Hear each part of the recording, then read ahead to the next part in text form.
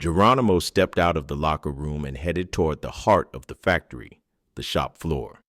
The shop floor was a different world entirely. The rhythmic sounds of heavy machinery echoed through the cavernous space, and the acrid smell of metal being cut and welded filled the air.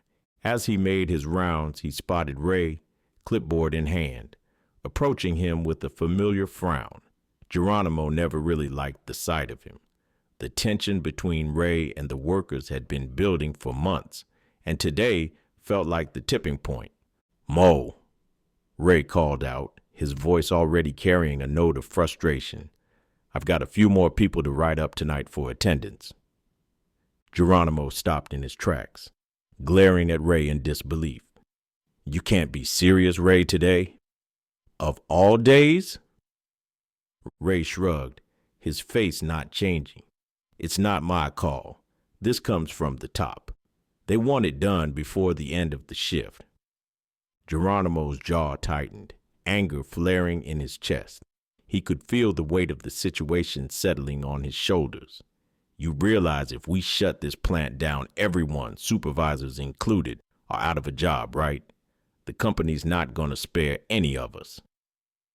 Ray's eyes narrowed as he waved the clipboard dismissively.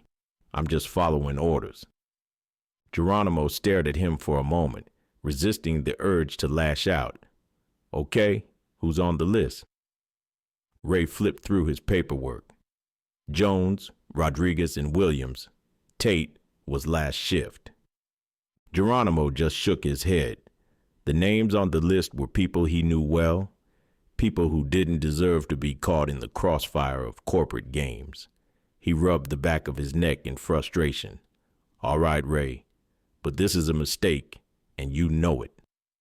Ray didn't respond, already turning his attention to his clipboard as if that settled the matter. When Ray called Angie Jones over the loudspeaker for her write-up, Geronimo made sure to meet her outside the office. Angie was in her 30s, a no-nonsense woman who had never hesitated to speak her mind.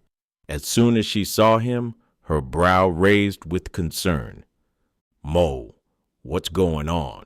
Geronimo shook his head, looking down at the clipboard. "They're on some BS today, Angie. You're getting written up for attendance. But don't worry, it's just a verbal warning. I'll file a grievance next week and get this thrown out." Angie's eyes narrowed. "Attendance? I've got FMLA for the days I took off. This doesn't make any sense." "I know," Geronimo sighed. "It's a mistake, but we'll deal with it. Just don't say anything when you go in. Let me handle it." Angie nodded, though her frustration was evident. Together they entered Ray's office, where he sat behind his desk, sliding the paperwork across the table. "According to the records," Ray said in his usual monotone, "you have 3 unexcused absences. This is just a written warning. You can review the dates and sign at the bottom." Angie's face twisted with anger. "I ain't signing. Shh!" Geronimo quickly cut her off, placing a hand on her arm. "Angie." Ray barely looked up from his desk.